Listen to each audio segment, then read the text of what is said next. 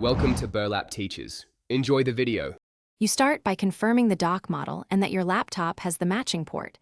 This prevents wasted steps. Plug the dock into power and watch for the LED so the dock boots fully. Many docks need full power before connecting.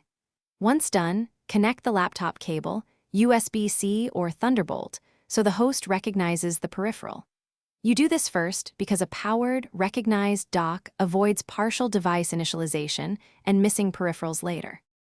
With the dock powered and linked, connect your monitors to the dock's HDMI or display port outputs. You should match resolutions to the dock's bandwidth limit so refresh rates stay stable.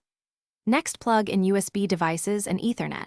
Hot plugging is fine, but avoid swapping video cables while streaming video.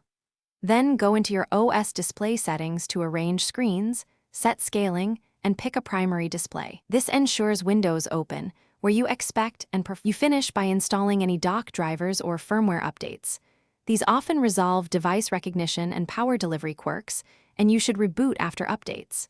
Test audio, mic, Ethernet, and file transfers so you catch problems early. If something still fails, no display or network, power cycle the dock, disconnect and reseat the host cable, and try another USB port or cable. This simple step usually clears handshake faults and reveals whether the issue is cable, dock, or laptop related. Thanks for watching. Consider subscribing if this video helped you.